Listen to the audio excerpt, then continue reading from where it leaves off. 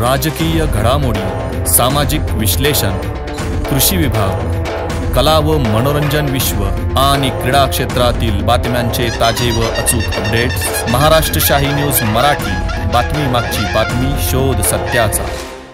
TVS मोटरच्या अधिकृत विक्रेते शिवशंभू टीव्हीएस एंटरप्राइजेस बोटा आपल्यासाठी घेऊन येत आहेत उत्तम मायलेज, स्टाईल्स आणि फीचर्स यांसारखी वैशिष्ट्ये असलेल्या टीव्हीएस कंपनीच्या बाईक आणि स्कूटर विविध सीसी मध्ये शिवशंभू टीव्हीएस एंटरप्राइजेसच्या भव्य दालनात उपलब्ध।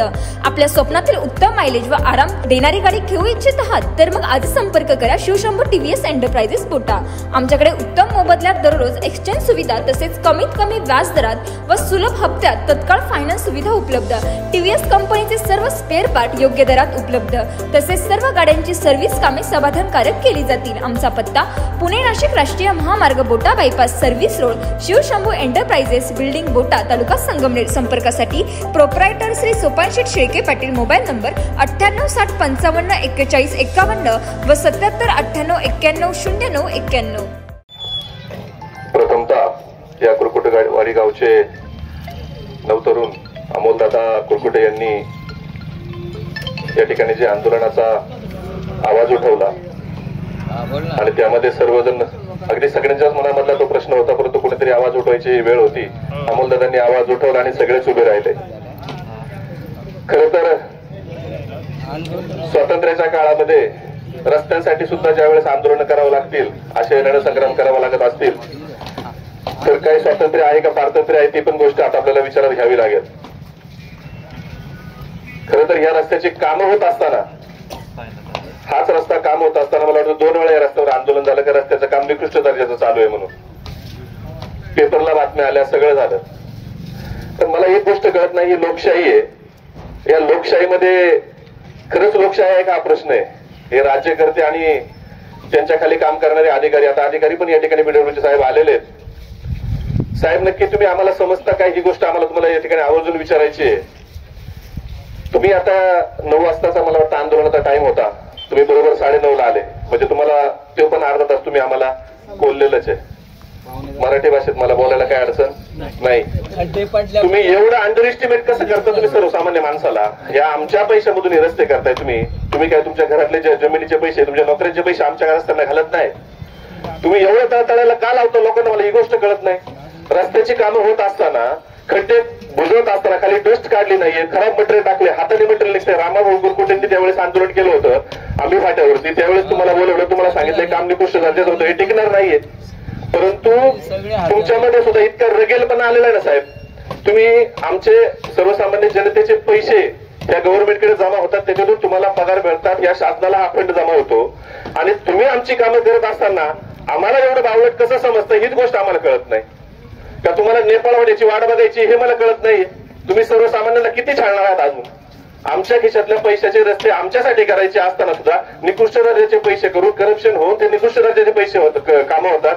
आम्ही तुमच्या निदर्शनात आणून देतोय, हे निदर्शनात आणून द्यायची गरज पण नाही, ते ऍक्च्युअली तुमचं काम आहे त्या कामाची क्वालिटीचे मेंटेन करण्याचं, ते आम्ही तुम्हाला निदर्शनात आणून देतो, तरी त्यावरती तुम्ही पांघरून घालताय, झाकणं घालताय आणि ती कामं अगदी 1 वर्षाच्या नंतर 1.5 वर्षाच्या नंतर आम्हाला परत रस्ता करण्यासाठी आंदोलनाला उभं राहावं लागतंय।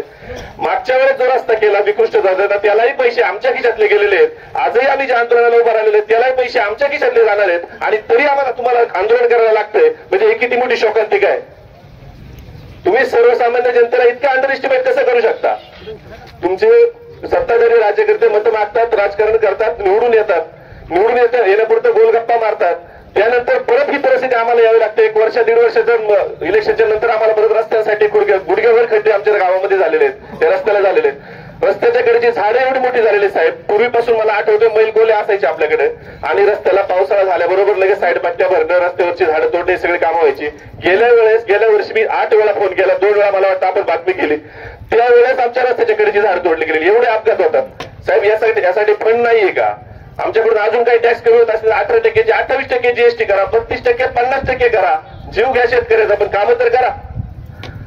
इतका नाकर्तेपणा अधिकाऱ्यामध्ये असू नये साहेब। लाख रुपये पगार घेऊन तुम्ही एसी मध्ये बसता, तुम्ही एकदा जरा माझी विनंती आहे 5 वेळा फक्त टुकुरोडेपर्यंत जाऊन या आणि त्याच्यानंतर तुम्हाला जर हाडाच्या डॉक्टरकडे जायला लागलं तर माझं नाव दुसरं ठेवा। इतकी शोकांतिका आहे। सर्व काही असताना, सर्व निधी उपलब्ध असताना, निकृष्ट दर्जाची कामं होत असताना ज्यावेळेस अधिकारी रोजगार करतो, आम्हाला राज्यकर्ता इथं या ठिकाणी अमोल भाऊंनी आंदोलन पुकारले, इथं कुठलाही राजकीय अजेंडा आमचा नाहीये. परंतु साहेब, तुम्हाला जर वाटत असेल ना याच्यामध्ये आमचा कुठला काही हेतू येतो, तुम्हाला विनंती आहे फक्त इथून बेलापूरपर्यंत दोनदा जाऊन या किंवा एकदा जाऊन या आणि त्याच्यानंतर तुम्ही आमच्या बरोबर बोला. तुम्ही जर आमच्या बरोबर आंदोलनाला बसाल, ज्या वेळेस पावसाळा येतो त्याची पूर्वतयारी असते. पावसाळा झाल्याच्या नंतर गेल्या वर्षी एकही खड्डा बुजवला गेलेला नाही. पावसाळ्याच्या नंतर आपली देखभाल दुरुस्ती असते. अरुण शेठ बरोबर ना? देखभाल दुरुस्तीच्या हिशोबाने सगळे रस्ते खड्डे बुजवले गेले पाहिजे पावसाळ्यात वाढलेले. हा रस्ता झाल्याच्या नंतर सेम त्याच पावसाळ्यामध्ये हा रस्ता खराब झालाय आणि त्याच्याच विषयी आम्ही बोललो होतो का हा रस्ता खराब झालाय म्हणून. मग एवढा जर अधिकाऱ्याकडे रगेलपणा असेल, एवढा जर राज्यकर्त्याकडे रगेलपणा असेल, तर ही जनता रस्त्यावर उतरणार नाही. तर रस्त्यावर उतरून नेपाळसारखी परिस्थिती सुद्धा या ठिकाणी होऊ शकते. कारण आमच्या कष्टाचं, आमच्या घामाचं आम्हाला जर भेटत नसेल तर आमच्या हक्कासाठी आम्हाला लढायला येतं, एवढंच मला बोलायचंय. आणि साहेब, तुम्हाला विनंती आहे की आता हा आक्रोश आमचा इथपर्यंत थांबणार नाहीये. आज आम्ही या ठिकाणी लाक्षणिक रस्ता रोको केलेला आहे आणि आमच्या ह्या कामावरती जर कार्यवाही जर त्वरित झाली नाही, यापूर्वी साहेब आम्ही 1.5 वर्षापूर्वी घारगाव पासून तर राजूरपर्यंत, अकोल्यापर्यंत पायी मोर्चा केलेला आहे. 8 दिवस आम्ही 55 किलोमीटर पायी चालून प्रत्येक गावातली लोकांनी, प्रत्येक गावातल्या समाजाने या ठिकाणी त्या रस्त्यासाठी आम्ही मोर्चा केलेला आहे. याचं कारण आहे जन आंदोलन, जन आक्रोश आम्ही त्या ठिकाणी दाखवला होता.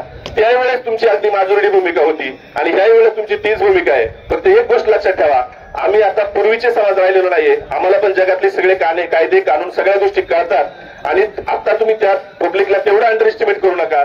कारण आम्हाला सगळं कळलंय का हे पैसे रस्त्याला कोणाचे आहेत, ह्या शासनाला ह्या ज्या सिस्टम चालतात ह्याला पैसे कोणाचे आहेत, ह्या सगळ्या गोष्टी आम्हाला कळतात आणि आम्हाला आमच्या अधिकारासाठी लढता येतं.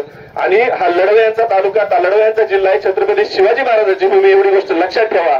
आम्ही जर औरंगजेबाचं राज्य उलटून ज्यावेळेस मराठ्यांचं स्वराज्य उभं करू शकतो, तर तुमच्यासारखे 4-6 राजकीय आणि अधिकारी जर वाजवटेपणा दाखवत असतील तर त्यांनाही आम्ही 100% काम करायला लावू शकतो, एवढंच ते सांगतो. आणि यावरच जर ह्या कामावरची आमची कार्यवाही झाली नाही तर लवकरच आम्ही याहीपेक्षा रुद्ररूपाचं मोठं आंदोलन या ठिकाणी उभं करू आणि त्यावेळेस तुम्हाला नव्हे तर राज्य शासनाला तुका त्या ठिकाणी झुकावं लागेल, एवढंच मी सांगतो. आणि माझ्या बेलापूर ग्रामपंचायतच्या वतीनं या आंदोलनाला मनापासून पाठिंबा देतो आणि हे काम त्वरित पूर्ण व्हावं, या कामाची डागडुजी तात्पुरती व्हावी आणि त्यानंतर या कामाचं पुढचं काम देखील त्वरित व्हावं ही विनंती आहे. आणि ते झालं नाही तर पुढच्या होणाऱ्या ज्या काही घटना असतील, जे काही आंदोलन असतील, त्याला तुम्ही सर्व जबाबदार असाल. या ठिकाणी या आंदोलनाला उपस्थित राहिलेल्या सर्वच समाजातील सर्व घटकांचं मी या ठिकाणी मनापासून आभार व्यक्त करतो. रामकृष्ण हरी. महाराष्ट्र शाही न्यूज मराठी, बातमी मागची बातमी, शोध सत्याचा.